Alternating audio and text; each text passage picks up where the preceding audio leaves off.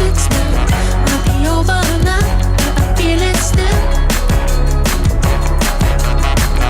Ooh, I'm a rebel just for kicks now. Let me kick it like it's 1986 now. Your annoying earworms sorted on the music, please. We're going to try and resolve another one in half an hour.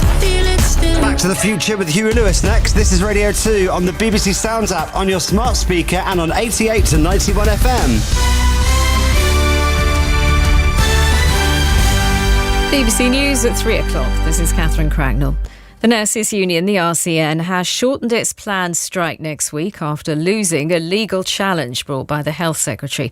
A judge ruled the union's strike mandate runs out on Monday, meaning the second half of its 48-hour walkout would be illegal. The RCN's General Secretary, Pat Cullen, said the union would abide by the ruling. The Conservative MP, Steve Brine, who chairs the Health Select Committee, says he hopes it may signal the beginning of the end of the industrial action. I think Pat Cullen is in an incredibly difficult position. Before Easter, she was urging her membership to accept this deal. She said it was a good deal, a reasonable deal. And now, the membership have turned on her.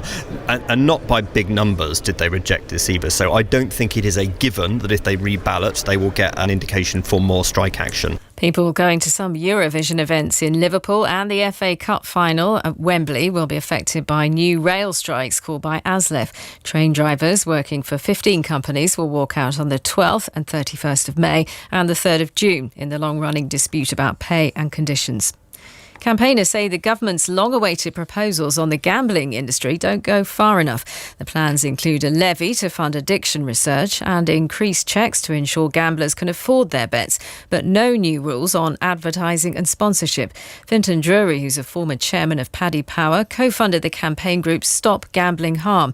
He says ministers have missed an opportunity to target the most addictive forms of gambling. At the moment, punters can, on the one account, do both sports betting, which involves an element of skill, an element of knowledge, and casinos. In fact, furthermore, they can be attracted from sports betting into the casino by offering a free spin.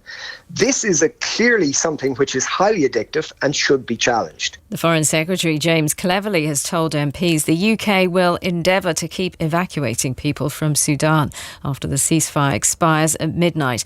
So far, more than 500 people have been flown to safety. But Mr Cleverly told the Commons it'll be difficult to help Sudanese dependents of British citizens escape. There is a real challenge about extending the criteria for who we evacuate. We are instinctively desiring to be as generous as possible, but of course we do need to ensure that we discharge our primary duty to British nationals and the traditionally recognised dependents. Executives at BP have been heckled at the oil firm's annual general meeting in London by activist investors who say they should speed up the switch to renewable energy. Some big pension funds have also said they'll vote against the re-election of the company's chairman because of its decision to slow its transition to greener fuels. And that's the BBC News at coming up to 3 minutes past 3. This is Scott Mills. BBC